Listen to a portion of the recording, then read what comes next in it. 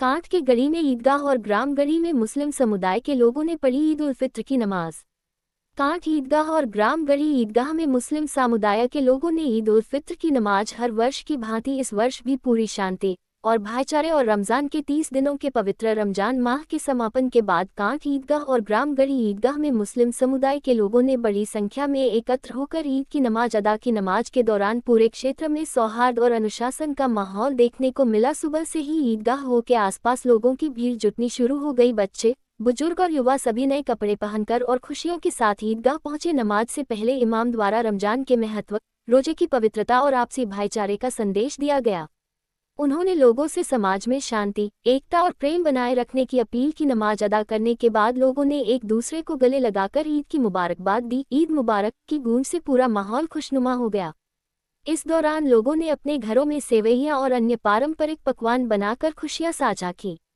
त्योहार को शांतिपूर्ण ढंग से संपन्न कराने के लिए पुलिस प्रशासन पूरी तरह सतर्क और सक्रिय रहा। ईदगाहों के आसपास सुरक्षा के कड़े इंतजाम किए गए। पुलिस बल के साथ साथ सीओ अभिनव द्विवेदी कांठ, एसडीएम संत पवार कांठ, थाना प्रभारी सुदेश पाल कांठ, तहसीलदार राजकुमार के साथ प्रशासनिक अधिकारी भी मौके पर मौजूद रहे और लगातार स्थिति पर नजर बनाए रखी, जिससे किसी भी प्रकार की अव्यवस्था की स्थिति उत्पन्न न हो सके।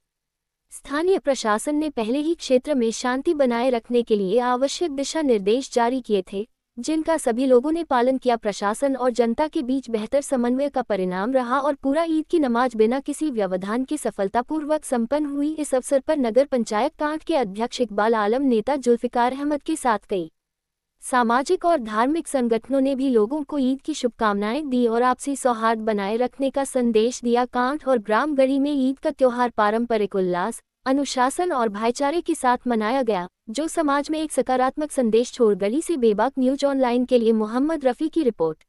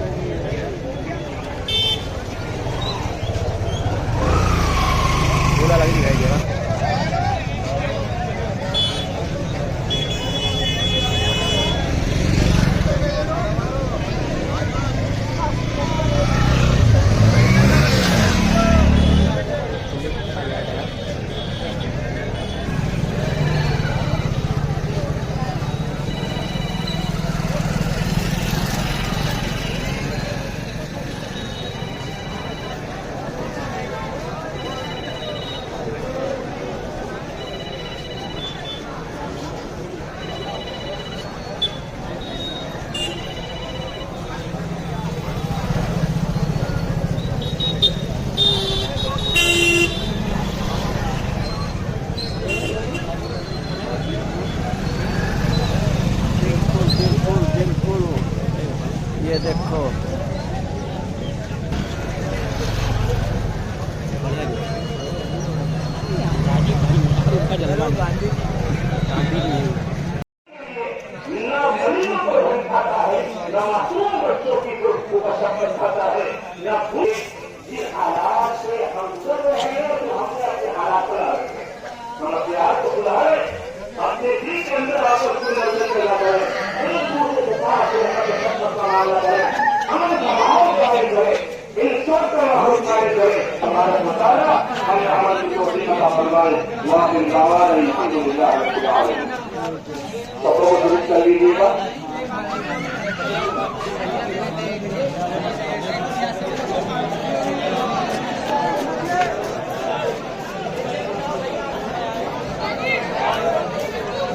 दरमियान की जगह पुर कर लीजिएगा।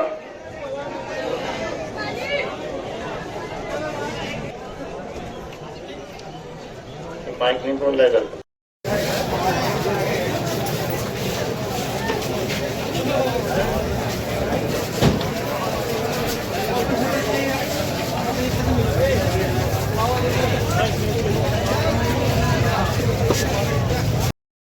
सामने है और आज मीडिया का जमाना है। आप देख लीजिए कि किस तरह के हालात हैं। जिसको जहां कुव्वत मिलती है, जिसको जहां कुव्वत मिलती है, वो अपनी हदीस को पूरा करने के लिए और अपने मकाद को हासिल करने के लिए न मरीजों को रहम खाता है, न मासूम बच्चों की कोई मशक्कत खाता है, न भूलों के कोई उसके ऊपर रहम आता है। आज मजलूमों का खून बहाया जा रहा है। ये सारी वजह है उम्मत के इन हालात के, जिन हालात से हम गुजर रहे हैं, जो हम यहाँ के हालात बना रखे हैं। हम अपने आप को सुधारें, अपने दिल के अंदर आपस में नरमी पैदा करें, एक दूसरे के साथ रहमत और शफ़क़त का मामला करें, अमन का माहौल कायम करें, इंसाफ का माहौल कायम करें, अपने घरों में इंसाफ करें, अपने गिरद में इंसाफ करें, अपने पड़ोस में इंसाफ करें, अपनी जात के साथ इंसाफ करें। तो इंशाअल्लाह ऊपर के तबके के अंदर भी इंसाफ आएगा और अमन और सुकून जो ही नहीं आएंगे नफरत अल्लाह का अज़ाब। और ये अल्लाह का अज़ाब आया हमारी बदअमालियों की वजह से, हमारी बदअखलाकियों की वजह से, नाफरमानियों की वजह से, अल्लाह की बगावत की वजह से। जब अल्लाह ताला की बगावत को उतर आते हैं बंदे, तो अल्लाह तबारक व तआला इंसानों को आपस में एक दूसरे का हावी बना देता है, एक दूसरे का मुखालिफ बना देता है।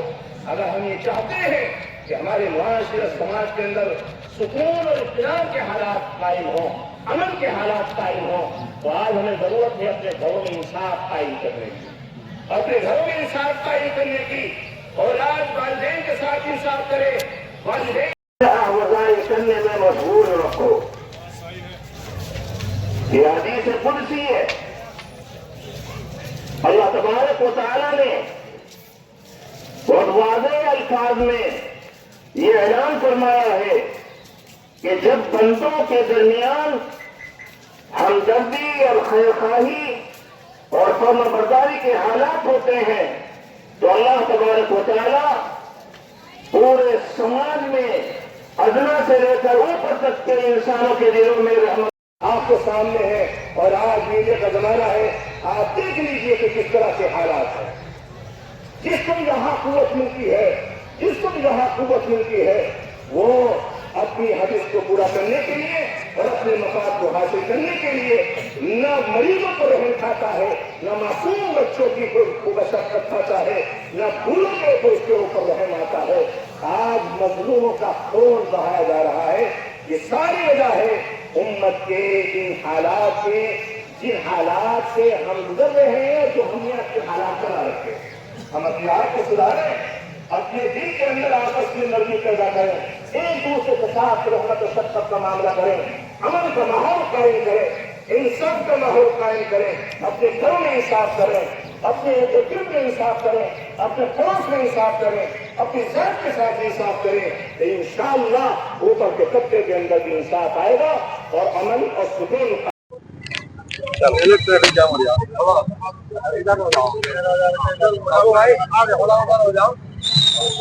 अरे रास्ता छोड़ के हलो।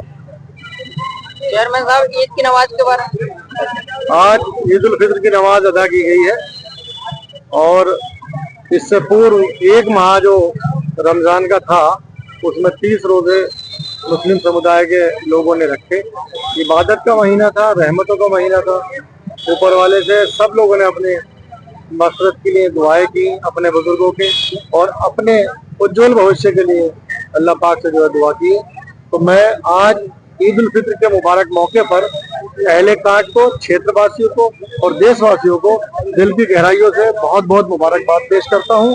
और कांट के जो खासतौर पर मेरी कांट नगर पंचायत के मेरे नागरिक हैं, हमारे लोग हैं, तो उन सबसे गुजारिश करता हूं, ये प्रेम का त्यौहार है, इस त्यौहार को प्रेम के साथ मनाएं, प्यार के साथ मनाएं। कोई इस तरह का काम ना करें जो किसी को जो है तकलीफ पहुंचे।